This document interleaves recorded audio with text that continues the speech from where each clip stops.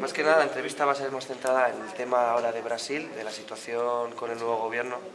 Y bueno, ya dentro del Congreso, durante su exposición, ya ha mostrado un poco su visión o su postura ante el nuevo presidente, su indignación ante el nuevo presidente Jair Bolsonaro. Entonces, ¿qué opina usted sobre el nuevo gobierno brasileño?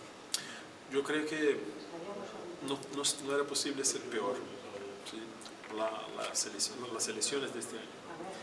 Y lo digo, eso no es por el tema político, por una divergencia política. Por ejemplo, yo soy incluso anarquista en términos políticos. Yo creo en el anarquismo como lo ideal. No soy de derecha ni de izquierda, ¿no? Ahora, es obvio que un anarquista es mucho más de izquierda que de derecha. ¿Por qué digo eso? Porque escoger Jair Bolsonaro no significa escoger entre la izquierda y la derecha. Significa escoger entre la democracia y el fascismo, ¿no? La dictadura, el nazismo. Eso significa escoger entre la humanidad y la falta de humanidad. Una persona, un político, un ser humano que defiende que los de izquierda, o no importa de qué sea, en el tiempo de la dictadura de Brasil 64, no merecían ser torturados, sino muertos.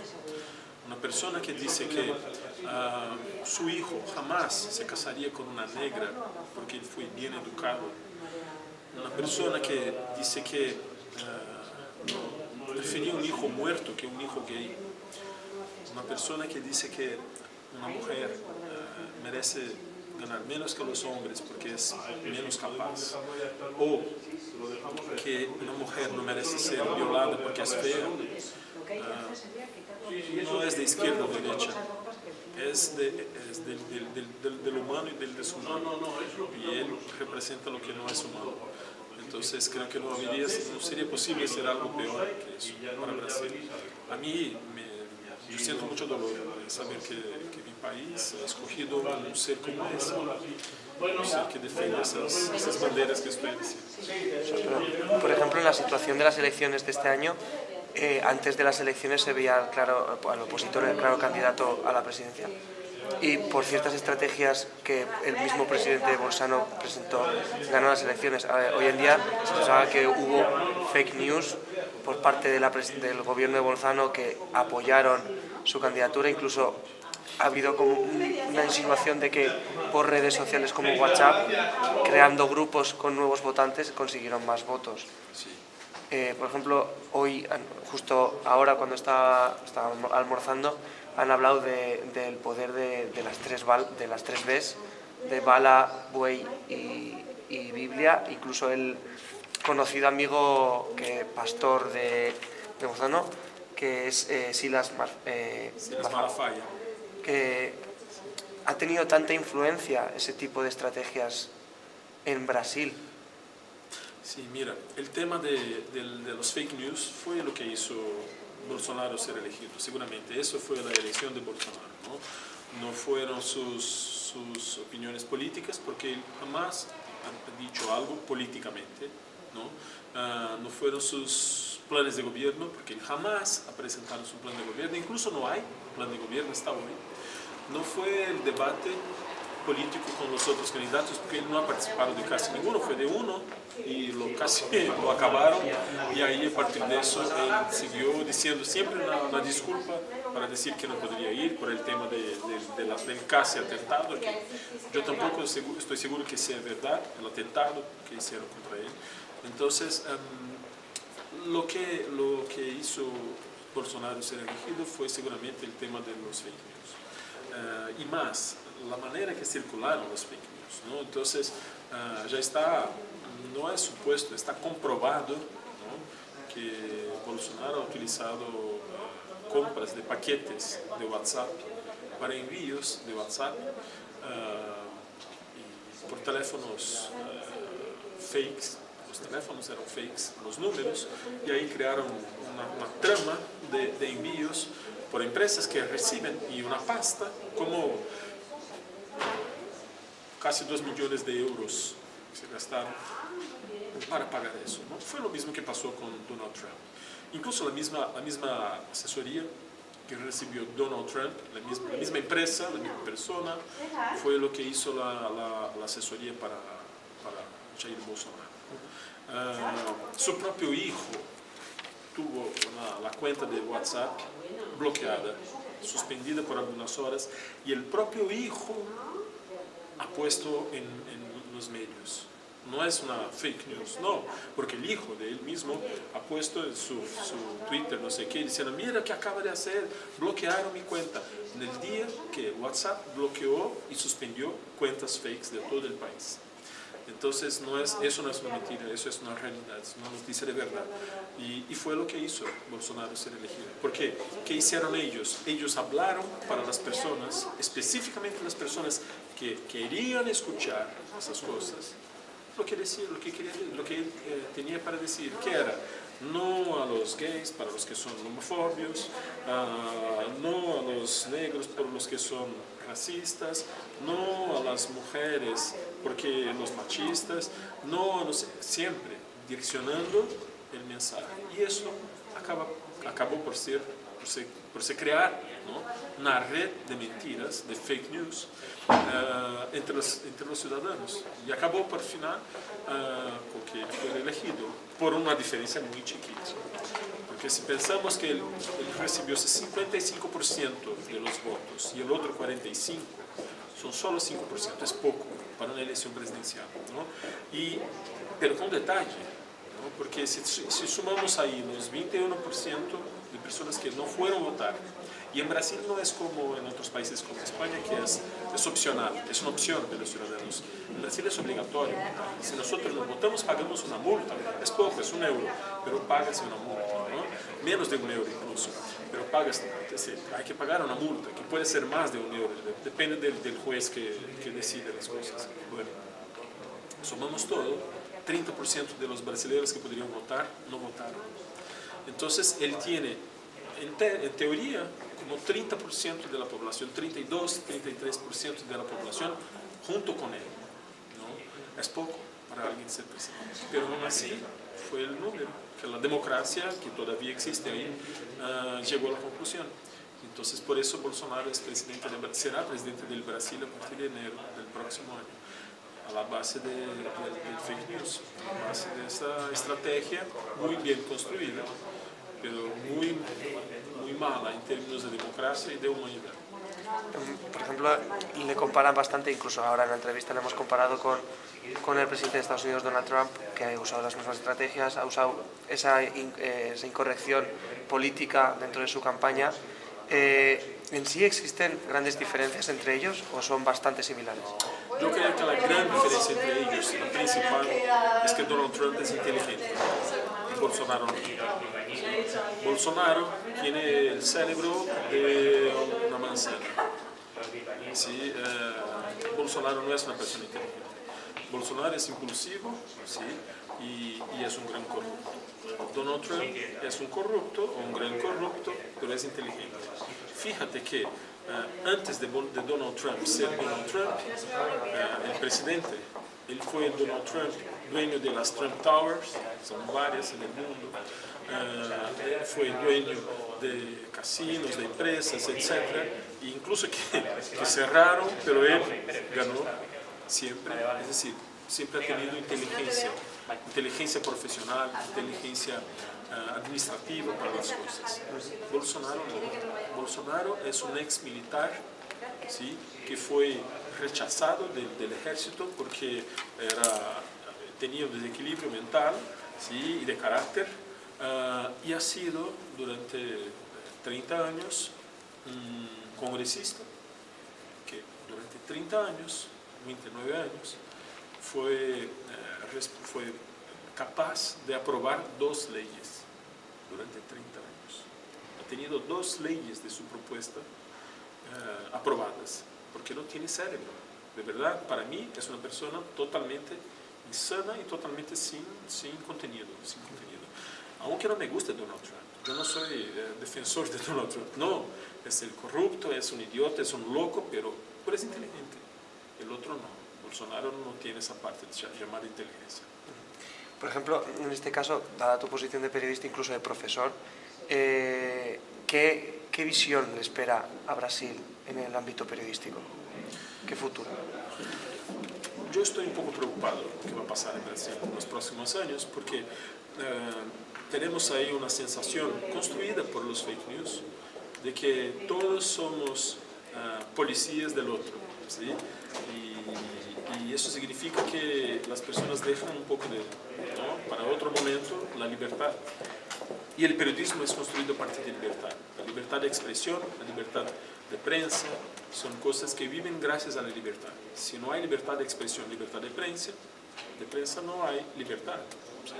Y si no hay libertad, no hay periodismo, no hay papel del periodismo. Entonces yo estoy muy preocupado con los próximos años. Por otra parte, yo tengo una esperanza. ¿Cuál es la esperanza? Yo hablé hoy con algunas personas sobre eso. Tengo la esperanza que los ciudadanos van a llegar a la conclusión que hicieron una tontería gigante eligiendo ese ser, no esa persona, porque para mí no es una persona sino un ser, ese ser, hasta julio del próximo año. La gente va a llegar a la conclusión que tontería, porque yo fui a creer en ese ser, etc. Y si llega a eso, las cosas cambian. Entonces, mi esperanza es que eso cambie, pero será todavía poco a poco, no es un cambio de una, así cambia la cosa, la realidad de una. Es un cambio poco a poco, paso a paso. Los periodistas tendrán que ser muy unidos, ¿sí? Muy inteligentes, hay que utilizar la razón y no la emoción para enfrentarse a esos riesgos que tenemos ahí, más que todo la razón y no la emoción, y utilizar todo lo que nosotros jamás pensamos ser tan necesario utilizar, que aprendimos en la universidad, como por ejemplo semiótica, las cosas que construyen un discurso inteligente y no solamente impulsivo.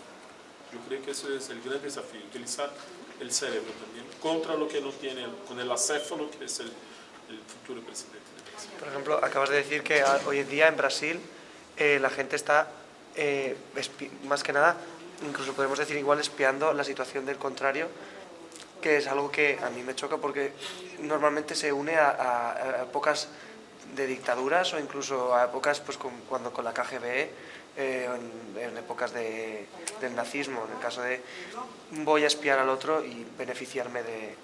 Incluso cuando en Estados Unidos se decía que había comunistas y entonces había una policía en busca de ellos. ¿Puede llegar a incluso la situación en Brasil llegar como ocurrió en otras situaciones como la de Pinochet, de una dictadura? Seguramente, ya está, esa situación ya está. Por ejemplo, ahora el tema es que los profesores son los responsables por la construcción de los de izquierda, de los jóvenes de izquierda, ¿sí? De los comunistas y tal. Y entonces hay una diputada de Brasil, una congresista de Brasil que acaba de ser elegida, todavía no es congresista, que hizo una campaña diciendo y creó una página web para la gente poner ahí denuncias contra profesores, contra docentes. Entonces que grabe, que escriba, que ponga las pruebas contra los docentes que hacen apologías políticas en clase. ¿Sí? Ya está, eso ya está ocurriendo. Hay gente ya, hay periodistas que escribieron en contra de Bolsonaro que recibieron amenazas de la gente en su página web, en su correo, etc.